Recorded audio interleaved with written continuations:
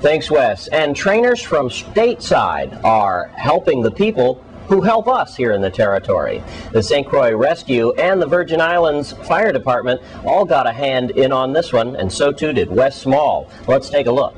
Well, right now we're in the training yard here at Five Corners with Fire Chief Brow and Deputy Chief Torres. And as you can see behind me, they're going through extricating procedures, I guess.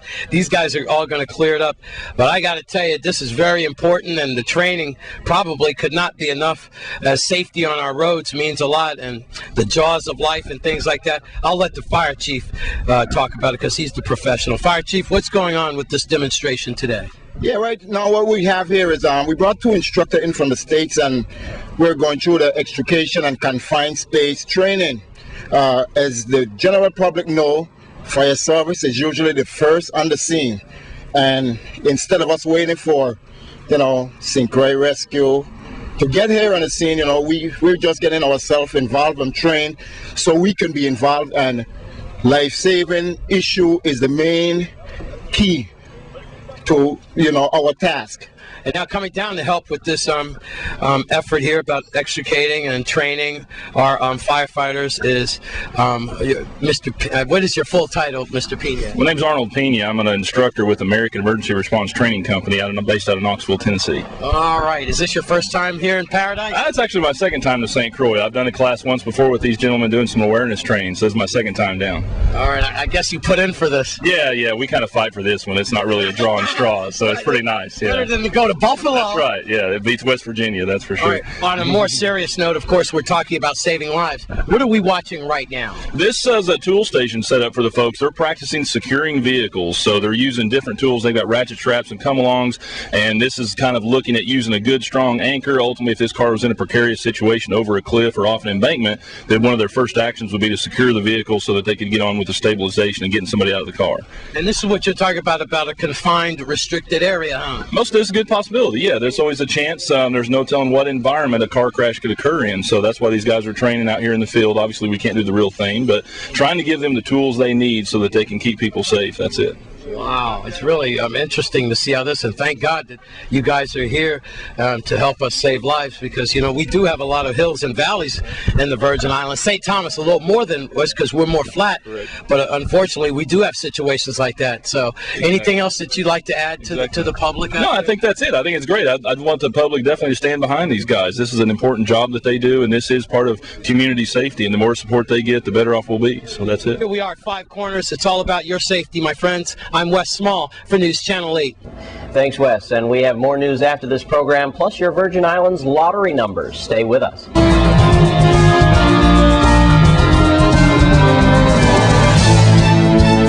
Very shortly, for National HIV Awareness Day for Women and Girls, we're going to be having a mini conference at the complex on Saturday, March 21st. It's going to feature HIV 101, information about sexually transmitted diseases, and a variety of other topics that are important to young women. Wonderful. And we are also right now getting ready to collaborate with another agency that is going to be bringing a presentation to the islands. And I would ask people to look out in the newspaper for that and in the news media. That's coming up in May. And it has to do mostly with children from from infancy to age 18 of children that are affected with HIV and AIDS, because it may not be a very big number, but we take the position that 2 is big and 1 is big. Okay, and as Mark said, we all with the women and girls coming up, we also have a whole bunch of other programs that we do. As you know, Wes, we do free HIV testing every day at VI Care from 9 to 4:30 every afternoon. 9 to 4 o'clock. And we also have a program called the Sister Program. We also have a program called Street Smart for youths. We basically have programs with voices for men. We have Respect, another program called Respect, which is from just everybody. And we always like when the media will come and look for us, and we have an opportunity to extend the different programs that we have. It's also important that you know that we are funded by the CDC.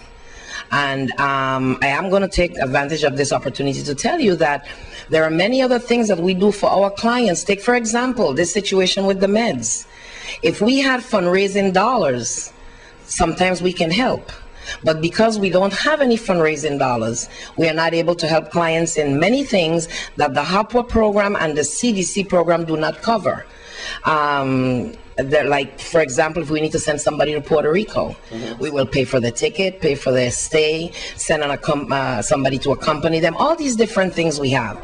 It's also important that you know that we have a system called PEMS that is headed by our other program director, Ms. Melba Mathurin, and PEMS is a program that keeps numbers, keeps very accurate numbers. It's not an easy program. Not very many people want the job, but it's a program that we are mandated, and it's a program that we keep good numbers, and this is how we keep our funding running steady. One more thing, and I have to read it because it was just presented to me this morning. There's going to be an HIV/AIDS training that's free, and it's sponsored by the Florida Caribbean AIDS Education and Training Center, and you can call VI Care, and we will give you all the information. It's a free training. I think it's just a couple of hours. Let's put the VICARE numbers out. The VICARE number is 692-9111. And you can give us a call, and our administrative assistant would be happy to give you the information as to where you can call to find out more about this training. But maybe the public should go, because the training really is about treatment interruptions and the implications for clients. Fourth annual Battle of the Beach is coming up in the near future in the Virgin Islands. News Channel 8's Wes Small looks into it. It's called the Battle at the Beach. I'm here with Sensei Fermin Rodriguez, and he is a 4th degree black belt, and he has a school called the King Cobra, and they are going to have a gigantic match on June 13th and 14th of next month. It's very early and preliminary, but we'd like to get this information out to you. All right, Sensei, tell us all about it.